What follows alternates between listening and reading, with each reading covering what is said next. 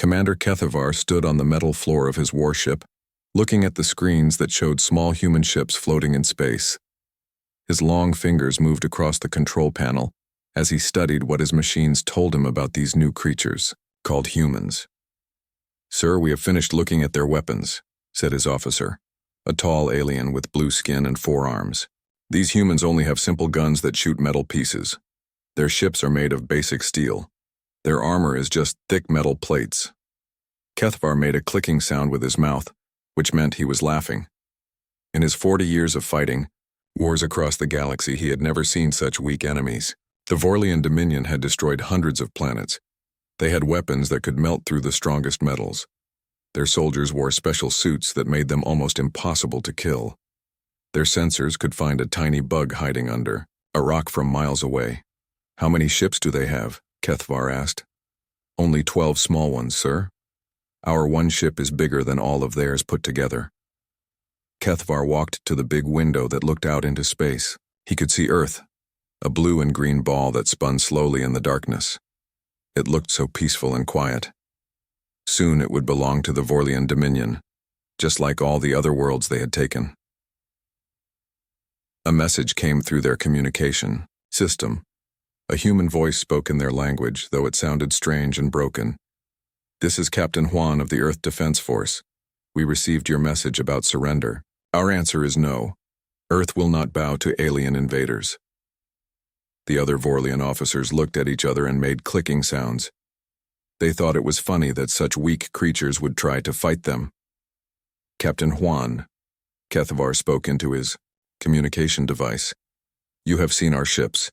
You have seen our power. Your weapons cannot hurt us. Your ships are like toys compared to ours.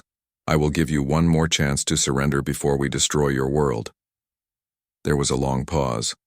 Then Captain Juan spoke again. "Commander, we humans have been fighting wars for thousands of years. We have fought each other. We have fought nature, and we have fought to survive when everything seemed hopeless. We do not know how to give up.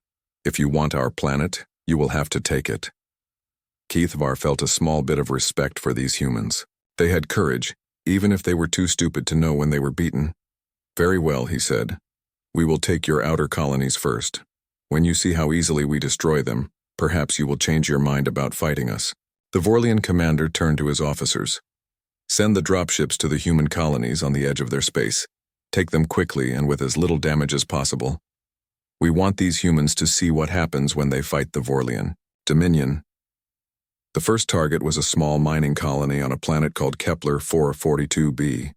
It had only 300 humans living there, digging metals out of the ground to send back to Earth. The Vorlian dropships landed like falling stars, their engines burning the ground black. Vorlian soldiers poured out of the ships. They were tall and strong, wearing silver armor that shined in the sunlight. Their weapons hummed with energy that could cut through stone. They moved in perfect lines, like they had practiced this same attack 1,000 times before. The human colonists ran or hid in buildings. Some tried to fight with their simple guns, but the metal bullets bounced off Vorlian armor like raindrops. Within 2 hours, the colony belonged to the aliens. "Too easy," said Lieutenant Veltar, the Vorlian officer in charge of the ground forces. "These humans fight like children with sticks." The Vorlians set up their base in the center of the colony. They put up tall metal towers with flashing lights and spinning dishes that could see everything for miles around. Their machines beeped and hummed as they scanned the area for any signs of human soldiers. They found nothing. "Sir," reported a Vorlian soldier, "our sensors show no human military forces anywhere on this planet. They must have all run away when they saw our ships coming." Lieutenant Veltar nodded. This was normal. Most species ran away when they saw the power of the Vorlian Dominion. Only the very stupid ones tried to fight, and they usually died quickly. But something felt wrong. The human colonists they had captured seemed too calm. They did not cry or beg like most prisoners. They just watched the Vorlian soldiers with quiet eyes as if they were waiting for something. That night, strange things began to happen. A Vorlian guard reported seeing movement in the forest, but when other soldiers went to look, they found nothing. Equipment started breaking down in ways that made no sense. Food supplies went missing from locked storage rooms. Probably just the local animals, Lieutenant Veltar told his worried soldiers. Or maybe some equipment problems. These primitive planets can be hard on our machines. But deep in the forest, hidden in places the Vorlian sensors could not see, human soldiers watched and waited. They had not run away. They had simply become invisible. 3 weeks had passed since the Vorlians took control of the mining colony. Lieutenant Veltar walked through the metal halls of his command center, reading reports on his glowing screen. Everything looked normal. The colony was quiet. The human prisoners worked in the mines during the day and stayed in their housing at night. His sensors showed no enemy activity anywhere on the planet, but something was very wrong. "Sir," said Sergeant Draktal, a young Vorlian soldier with worried eyes. "The supply truck from Base 7 never arrived yesterday. We tried to contact them, but no one answers our calls." Veltar looked at his map. Base 7 was only 20 miles away. It was a small outpost with 50 soldiers and lots of food and weapons. The truck was supposed to bring them fresh water and energy cells for their equipment. "Send a patrol to check on them," Veltar ordered. Probably just communication problems. The patrol of 6 Vorlian soldiers left in their armored vehicle. It was a big, heavy machine with thick metal walls and powerful engines. Their weapons could destroy a building. Their armor could stop bullets. Their helmets had special screens that let them see heat from living things even in the dark. But the patrol never came back. Veltar sent another patrol to find the first one. They found the armored vehicle sitting empty in the middle of the road. The doors were open. The soldiers were gone. Their weapons were gone. But there were no signs of fighting, no burn marks from energy weapons, no blood, no footprints in the dirt. The Vorlian soldiers had just disappeared. "This makes no sense," Veltar said to his officers. "Our sensors would have detected any enemy forces. Where are the humans hiding?" The answer was closer than he thought. High in the trees above the Vorlian base, Private Yoon hung perfectly still in a special suit that looked exactly like tree bark. He had been there for 6 hours, watching the aliens through a small telescope. He did not move. He barely breathed. His heart beat slowly and quietly. Yoon had been a hunter before the war. He knew how to wait. He knew how to become part of the forest. He knew that the best way to catch prey was to let it think it was safe. The Vorlian sensors looked for hot bodies and moving metal, but Yoon's suit kept his body heat inside. His weapons were made of special materials that did not show up on alien screens.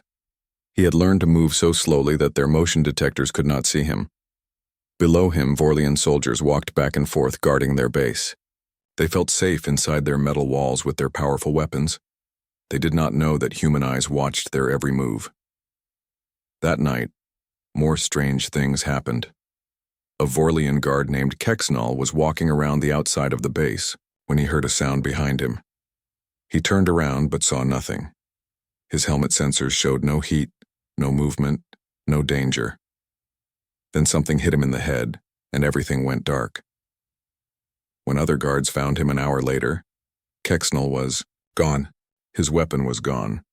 His armor was gone. But his helmet was left behind, sitting on a rock like someone had placed it there carefully. The next morning, Sergeant Mexvar went to wake up the soldiers in Building 3. He knocked on the door, but no one answered. He opened the door and found the room empty. 8 soldiers had been sleeping there the night before. Now they were gone. Their beds were still warm.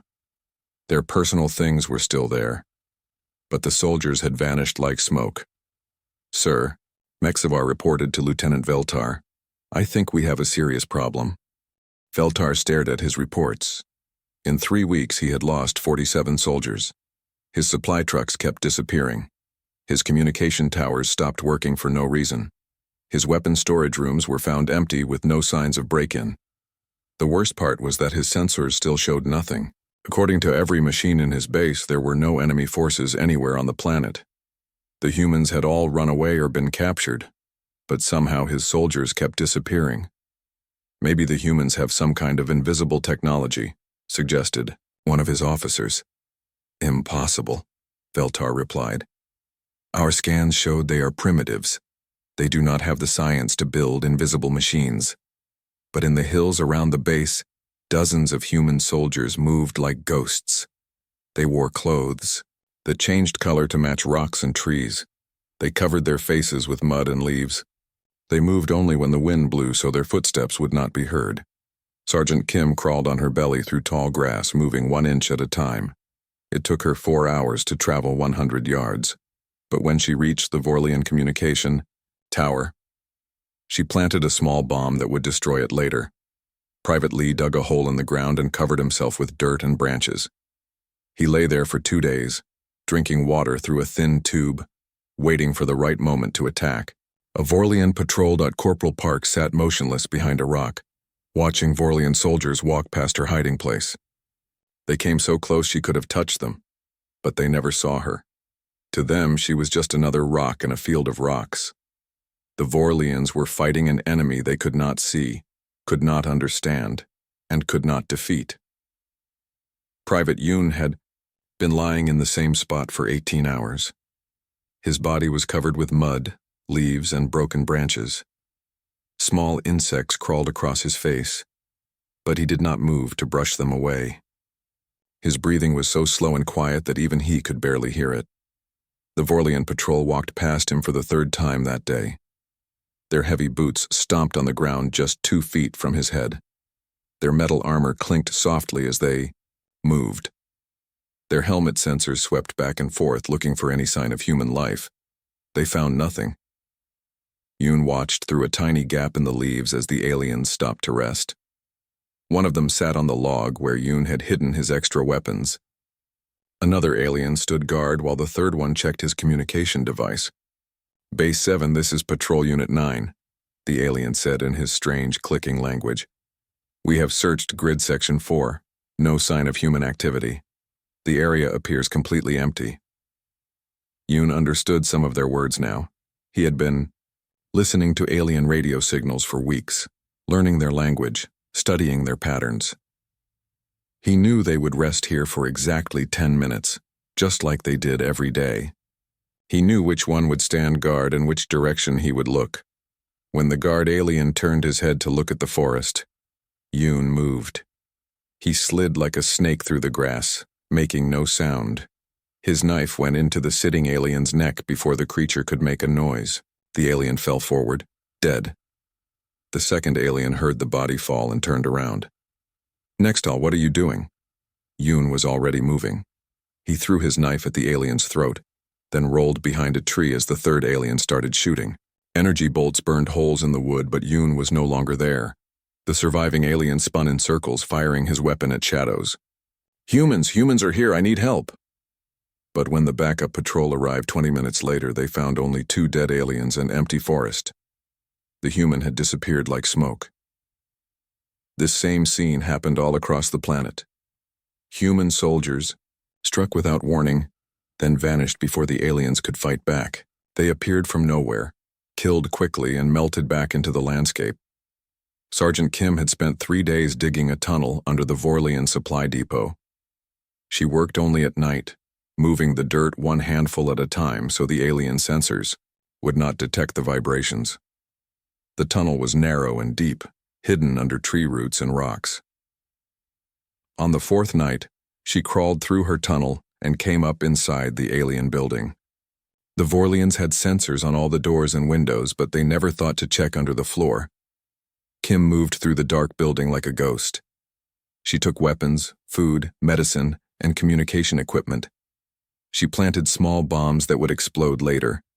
She even took the aliens' private letters and personal items just to make them afraid. When the Vorlians discovered the theft the next morning, they could not understand how it happened. Their sensors showed no one had entered the building. The doors were still locked, the windows were not broken, but half their supplies were gone. It is impossible, Lieutenant Veltar said, staring at the empty storage room. Our security systems are perfect. No one can get past them. But humans had been breaking security systems for thousands of years. They knew that every machine had weaknesses, every system had blind spots, every guard had moments when he was not paying attention. Captain Juan sat in a cave deep underground, surrounded by human soldiers who had all become experts at being invisible. The cave was natural, carved by water over millions of years. No alien sensor could find it. No alien. Technology could see through solid rock. How many Vorlian bases have we hit this week? Juan asked. 15, sir, reported Sergeant Kim. We destroyed their communication tower on Hill 12. We stole weapons from their depot near the river. We captured 6 alien soldiers and learned their patrol schedules. Juan nodded. The humans were winning this war, but the aliens did not know it yet. Every day more Vorlian soldiers disappeared. Every night more alien equipment was destroyed or stolen. The aliens still thought they controlled the planet. But they were wrong. The Vorlians only controlled the ground where they stood. Everything else belonged to the humans. Private Lee had learned to speak the alien language perfectly. He had studied their uniforms and equipment. One night, he put on stolen Vorlian armor and walked right into their main base. The guards thought he was one of their own soldiers. Lee spent 2 hours inside the enemy base, learning their secrets and planting bombs. He memorized their battle plans. He counted their weapons. He found out when the next supply ship would arrive. When he walked out of the base, the guards said goodbye to him in their clicking language. They had no idea they had just been visited by their worst enemy. The next morning, explosions rocked the Vorlian base. Their main computer system was destroyed. Their weapons storage blew up. Their communication center burned to the ground. Lieutenant Veltar stood in the smoking ruins, trying to understand what had happened. His best guards swore that no humans had entered the base. His sensors showed no enemy activity. But somehow, the humans had struck at the heart of his command. "Sir," said one of his remaining officers, "I think we are not fighting soldiers. I think we are fighting ghosts." Lieutenant Veltar could not sleep anymore. Every night he heard sounds outside his room that should not be there. Footsteps in empty hallways. Doors opening and closing when no one was supposed to be awake. Whispers in the darkness that stopped when he tried to listen. His soldiers were going crazy with fear. They jumped at every shadow. They shot at empty air. They refused to go anywhere alone, clustering together like frightened children. "Sir," Sergeant Draktal said during the morning meeting, his voice shaking, "we lost 12 more soldiers last night, but our sensors show nothing. No humans, no movement, no heat signatures. It is like they just vanished into thin air." Veltar looked at the map on his wall. Red marks showed where his soldiers had disappeared. There were so many red marks now that the map looked like it was bleeding. In 2 months, he had lost half his army to an enemy he could not see. "Maybe we should ask for more soldiers from the homeworld," suggested another officer. "No," Veltar said firmly. "Commander Kethvar expects us to handle this ourselves. We are Vorlian warriors. We do not run from primitive humans." But deep down, Veltar knew they were losing this war. The humans were not fighting like normal enemies. They were hunting the Vorlians like animals. Corporal Park had been watching the main Vorlian base for 6 weeks. She knew every guard, every patrol route, every time someone went to the bathroom. She had learned to think like the aliens, to predict what they would do before they did it. Park had found the perfect hiding spot inside a pile of metal scrap just outside the base fence. The Vorlians had scanned the scrap pile many times, but their sensors only looked for living things. They never thought that a human could make herself look like a piece of broken machinery. Every day, Park watched the aliens make the same mistakes. They walked in straight lines. They talked too loudly. They trusted their machines more than their eyes. They never looked up at the trees or down at the ground. They only looked straight ahead. At night, Park crept into the base through a hole she had cut in the fence weeks ago. She moved through the alien buildings like a shadow, learning their secrets. She had stolen their code books, their maps, their battle plans. She knew more about the Vorlian army than some of their own officers. The best part was that she was using their own weapons against them. Park had learned to operate alien energy guns, alien computers, alien vehicles. She could speak their language, wear their uniforms, and pretend to be one of them when she needed to. One night, she walked right past a Vorlian guard wearing stolen alien armor. The guard said hello to her in the clicking alien language. Park clicked back and kept walking. The guard never knew he had just talked to his worst enemy. Commander Kethvar arrived with 3 more ships full of soldiers. He was angry that Lieutenant Veltar had asked for help, But the reports from the colony were too strange to ignore. "Show me these invisible humans," Kethvar demanded. Veltar took the commander on a tour of the base. They walked through empty buildings where soldiers had disappeared. They looked at security cameras that showed nothing but empty rooms. They examined equipment that had been sabotaged by invisible hands. "This is impossible," Kethvar said. "Humans are primitive. They cannot become invisible. They cannot move without making heat or noise. Our sensors are perfect." "That is what I thought too, sir," Veltar replied. "But every day more of my soldiers vanish. Every night our equipment is destroyed. The humans are here, but we cannot see them." As they talked, Private Yoon lay flat on the roof of the building above them. He had been there for 4 hours, listening to their conversation through a small hole in the ceiling. He learned that more alien ships were coming. He learned about their new battle plans. He learned which buildings held their most important equipment. That night, Yoon shared this information with Captain Hwan through a secret radio hidden in the forest. Within hours, human strike teams were moving to hit the targets Yoon had identified. The attacks came from everywhere at once. Bombs exploded in the alien weapon storage. Their communication towers fell down. Their vehicles would not start. Their food became poisoned. Their water supply was cut off. But the worst part for the Vorlians was that they never saw their attackers. Humans struck like lightning and disappeared like mist. They were fighting an enemy that could be anywhere, anytime, but was never where the aliens expected them to be. "Sir," a terrified Vorlian soldier reported to Kethvar, "the humans are not just hiding from us. They are hunting us. They know where we are going before we get there. They know what we are going to do before we do it. It is like they can read our minds." Kethvar felt something he had never experienced in 40 years of warfare. Fear. Not fear of death in battle, but fear of an enemy he could not understand. The humans had turned his powerful army into frightened prey animals, always looking over their shoulders, always wondering when the next attack would come. The hunters had become the hunted. Commander Kethvar stood on the bridge of his flagship, looking at Earth through the big window. The blue planet hung in space like a jewel, quiet and peaceful.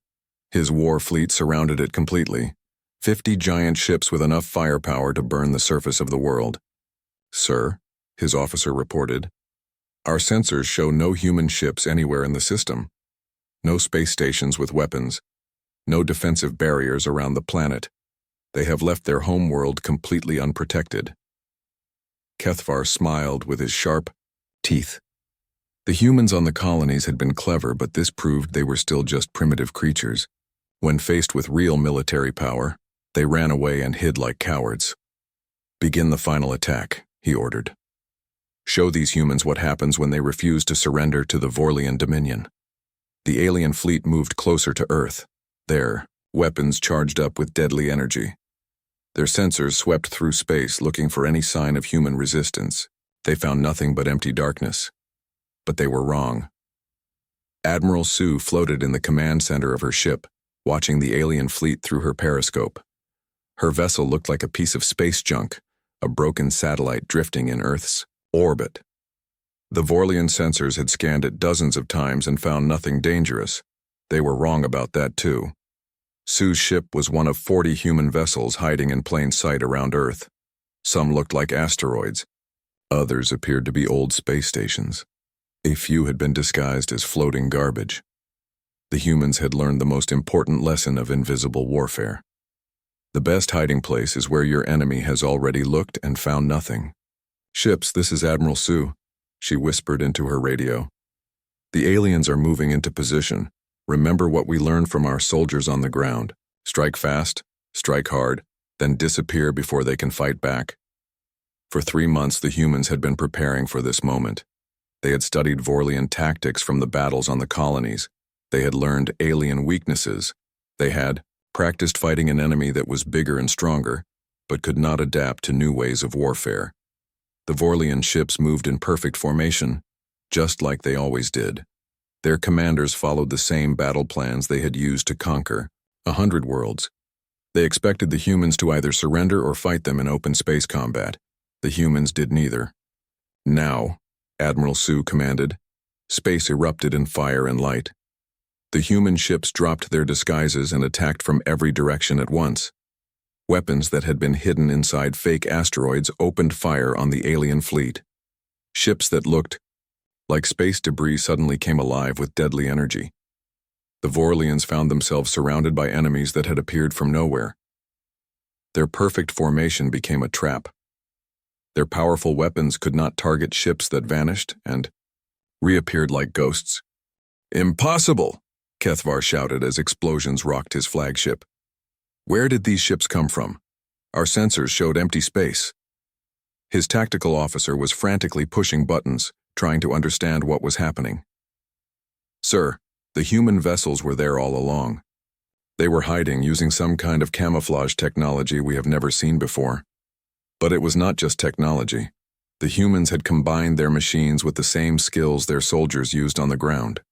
They had learned to be patient, to wait for the perfect moment, to strike when their enemies felt most safe." Captain Juan commanded one of the human attack ships. His vessel looked like a broken piece of an old space station, but inside it was a deadly fighting machine. He had been floating motionless for 6 hours, waiting for the alien fleet to get close enough. "Target their command ship," he ordered. His crew. "Hit them where it hurts most." The human ships moved like a pack of wolves, working together to bring down much larger prey. They appeared from one direction, fired their weapons, then disappeared before the aliens could shoot back. They used the same tactics that had worked so well on the colonies: strike from hiding, cause confusion, then vanish before the enemy could react. Kethavar watched his mighty fleet fall apart around him. Ships that had conquered worlds were being destroyed by humans who fought like invisible demons. His officers ran around the bridge, shouting orders that made no sense, trying to fight an enemy they could not see or predict. "Sir, we have lost 15 ships," his tactical officer reported. "The humans are using our own size against us. We are too big to move quickly, too slow to chase them." Another explosion shook the flagship. Emergency lights flashed red. Smoke filled the bridge. The proud Vorlian warfleet was being torn apart by human ships that appeared and disappeared like magic. "Order all ships to retreat," Kethvar commanded, his voice filled with defeat. "We cannot fight an enemy we cannot see." The surviving Vorlian ships fled toward the edge of the solar system, their proud formation broken and scattered.